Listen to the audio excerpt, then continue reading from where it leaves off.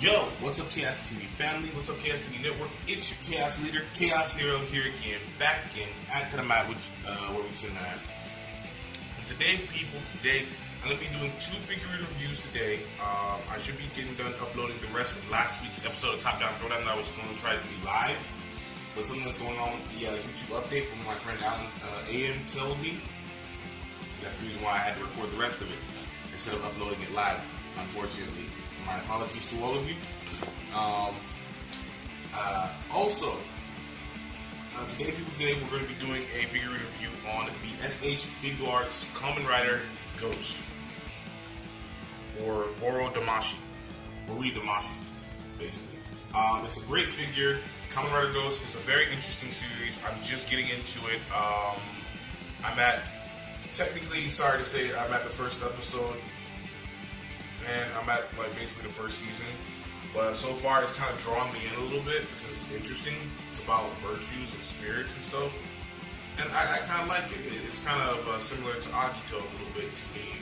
The character has a better dynamic, and honestly, it's pretty interesting.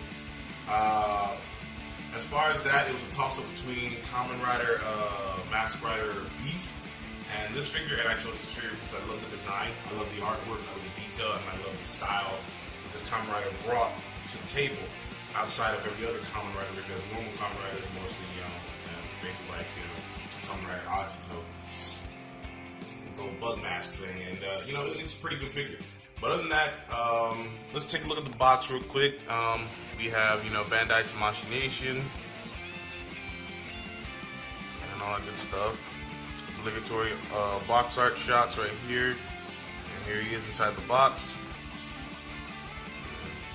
Back has obligatory box art with his accessories, weapon, and his posability range. And on the back, it's Ori Damashi, Kamen Rider, Mask Rider Ghost. Bottom is some language I do not understand. I'm sorry. I should actually get into the research of understanding it. But other than that, let's get to, what I'm saying, just to the part where, we get the chance to unbox it and see what he looks like outside the box, alright? Now, as you can see here, he has a ton of accessories. Comes with a good amount, 9 accessories to be specific, and let's get down to the list of things. He has 2 open hands right here, which are very well detailed. You can focus in right there. Yep. 2 open hands. And 2 pairs of grip hands, which basically is made to hold his weapon and various other accessories.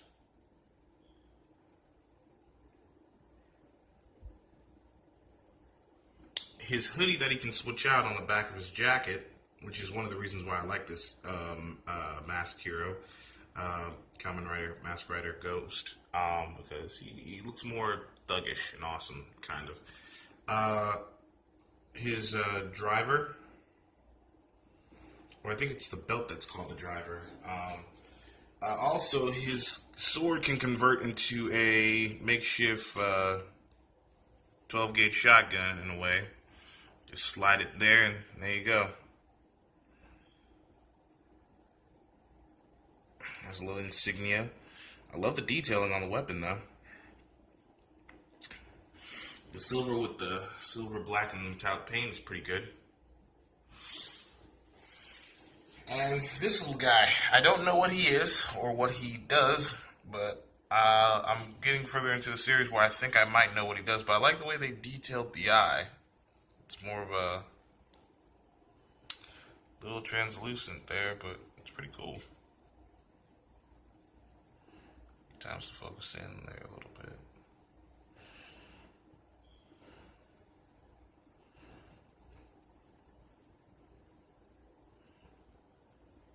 This thing's having a hard time focusing. Hold on, let me help you out with that. There you go. A lot better. There we go. Yeah, they really put some detail into him. Let's get into the figure itself. Now, if we take a look at this guy, he has a lot going on right over here. The detailing in the suit is pretty dope. The hoodie is made of a slightly less solid plastic rubber substance. The belt is not removable.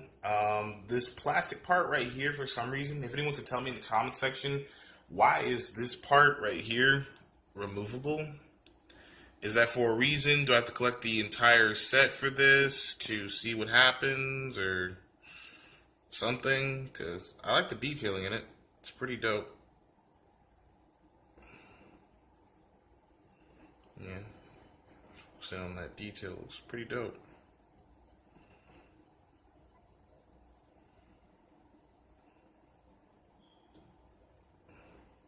That glare off of it.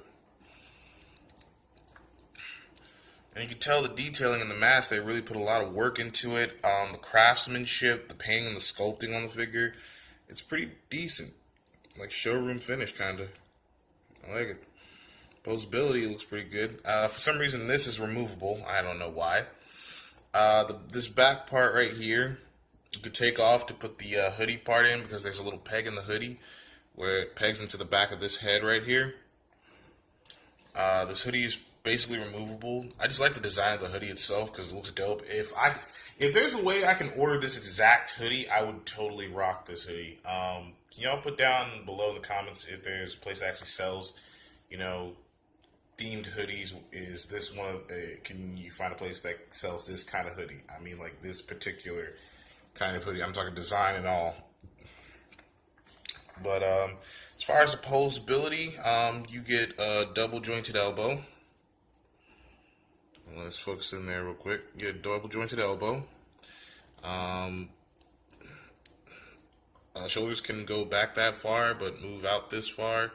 I wouldn't try it because it's on a ball joint, and the shoulder is on a hinge joint a little bit, and a ball joint itself. Head can look this way that far, look right that far, and left that far. Just a moment. Oh, my apologies. Ish, I hate this damn thing. It can look up and down this far, so it's not much. It has a decent amount of range.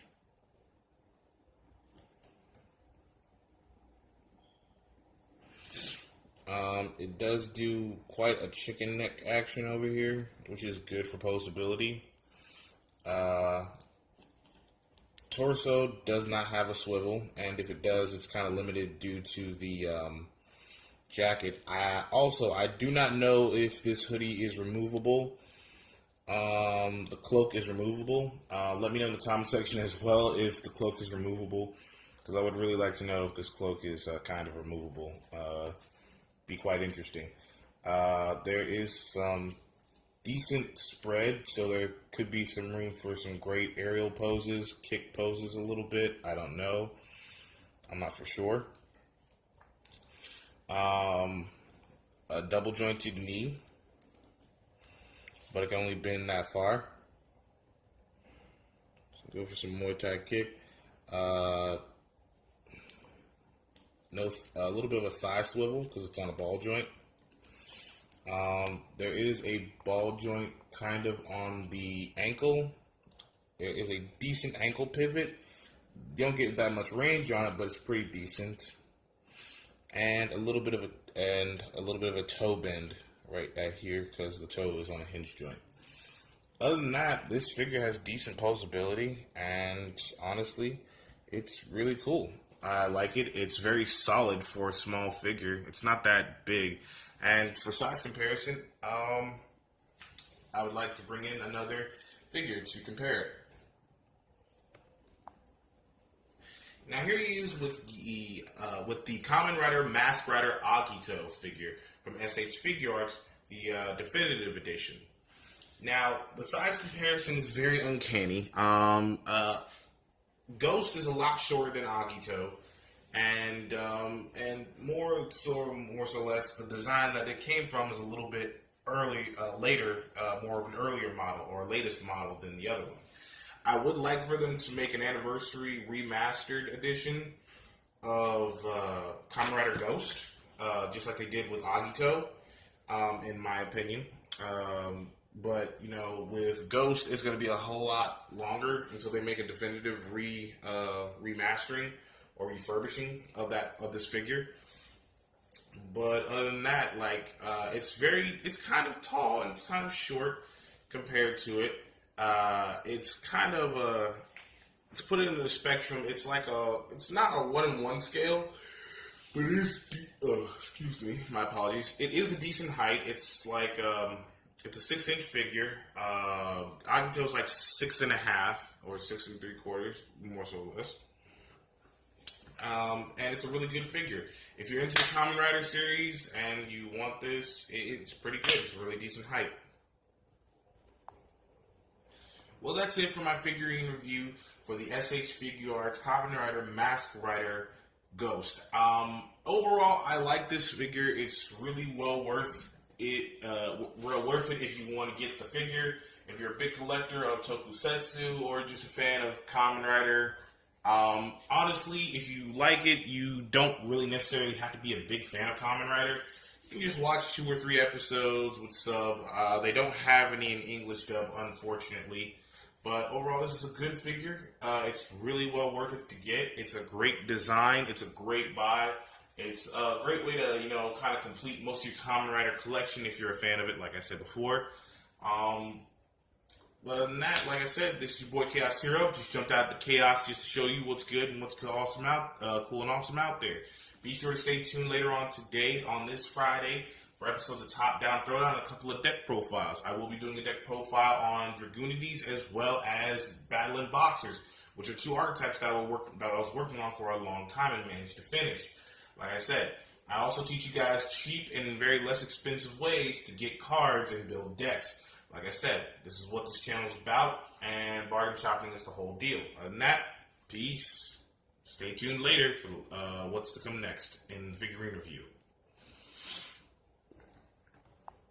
The month of March Model Kit Mech Madness is almost over, and I just got done with this figure, and I'm ready to do a review. So, just got done with this model kit, my bad, and I'm ready to review. Like I said before in my previous video with Dynamist, I am going to do a yearly thing where I do month Model Kit Mech Madness, or just month Mech Madness, where I do a figure review and a deck profile on machine-based archetypes and Yu-Gi-Oh! As well as any of the other TCG, as well as, figurines or model kit reviews. And my model kit review is going to be on the Gundam Wing X-Aid Dark Matter. So stay tuned today around, let's say, 5 or 6 or 7 o'clock or 9 o'clock. And you'll get to see the model kit review and what I think of it. It was a really long road and a really tough time building this model kit. But you're going to see how much is it worth and what I think of it.